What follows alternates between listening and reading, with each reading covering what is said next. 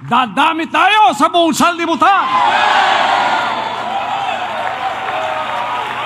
Lalaganap ang mga anak ng Diyos sa buong sanlibutan. The future of the kingdom is unstoppable. The future of the kingdom is clear. O Yahas, hindi ka magsasabing clear ang future, ha? Kami. Clear ang future sa mga ahas, puputulin natin at lilibing natin. Ahas yun. Pero ang mga anak ng Diyos, lalaganap. Dadami. Sapagkat ang mga loyal ang nananatili, sila ang magiging binhi. They will be the seed. They will be the seed that will propagate the message of the Almighty Father throughout all the world. Sabi ng Ama, padadala kita sa buong sanlibutan. I have children, you don't know them, they don't know you. But when they hear your voice, they will follow it because my sheep know my voice. From that time on, 1985, September 1, pinalago na niya ang kanyang karyan. But not without blood, sweat, and tears. How it started, he led me back to the denomination only after 4 years to get back his people. But we started in a very lowly place, all on our own, to the freedom land of service to God without any restriction to follow His will. Villamor, punta tayo. How did I start? 50 pesos a week. 4 ang workers ko nakasama. We cannot afford good food. So we go to the market late at night. Pag yung mga reject, itatapon na. Reject na isda, reject na vegetables, yun ang binibili namin. Hindi na nga pinagbibili, binibigay na lang. Pag-uwi, yun ang kakainin. That happened for years. Years yan. Hindi biglaan. Why? The Father wanted that training I had in my early years with my sister and my brother-in-law would go through Kitbug, would go through Tamayong. All of these are years of suffering, years of pain, years of the growth of the kingdom in training of the appointed Son, so that we could come to this moment right now, appreciating whatever blessing the Father will give to us. We will not take it for granted. We will always thank Him for it. Palagi natin siyang pinasasalamatan sa mga pagpapalang tinanggap natin. Do not take for granted any blessing that you receive from the Father Almighty. Always be grateful and thankful to Him. Kasi hindi nagpasimula ang ministry ito sa karangyaan. Nagpasimula ito sa kahirapan. Hanggang dahan-dahan. Pagkatapos nakita na ng mga tao ngayon, ganito na kalago ang kaharian. Pagkatapos mga kapatid, kinaiingitan. Pagkatapos inaalipusta. Tapos nagpapayaman lang daw.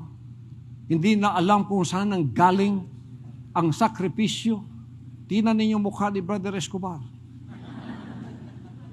Nagkanda hiwi-hiwi na tungod sa pagpaningkamot.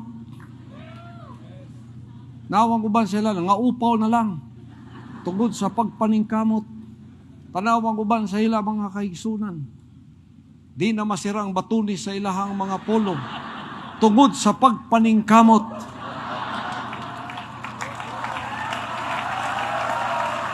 Tanawang mga coordinators nato.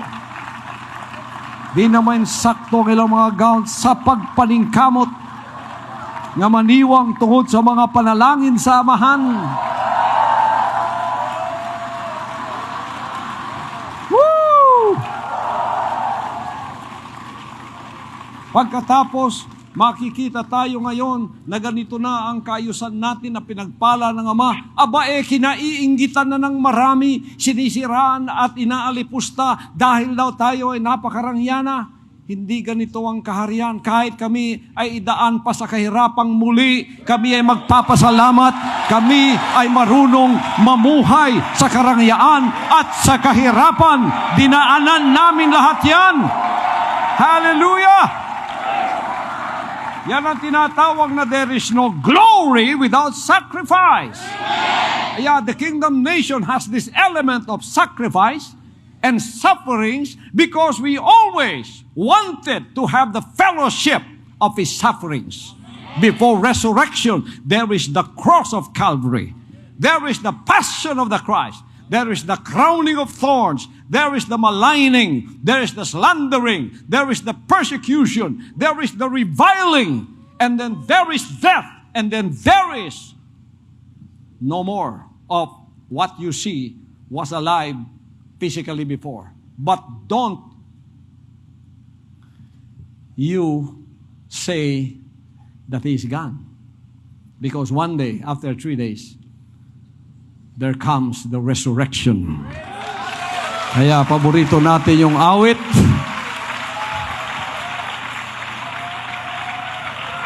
Paborito natin yung awit na yun. Go ahead, drive the nails in my hands, laugh at me where you stand.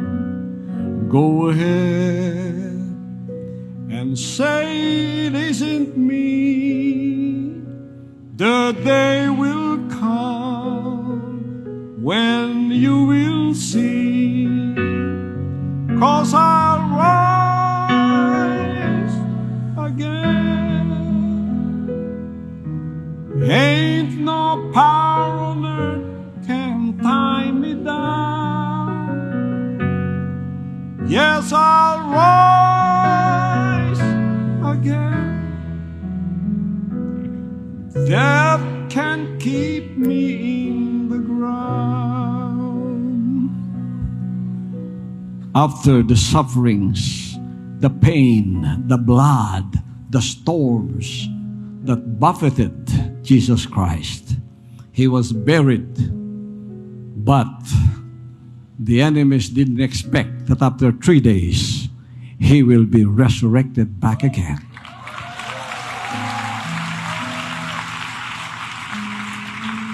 Merong revelation ng isang kapatid natin from Ukraine. Yung aeroplano ko, lumipad, binaril, nahulog.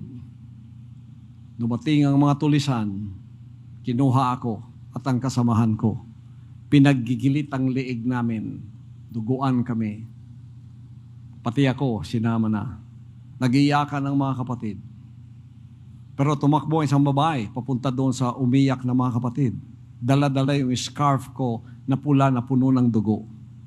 At sinabi niya, "Don't worry, He is alive."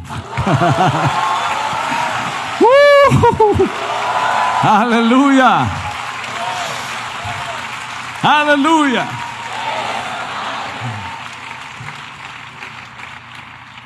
Hindi pwedeng patayin ang mensahe. Kahit na mawala ako dito, ang mensahe ko ay nananatili.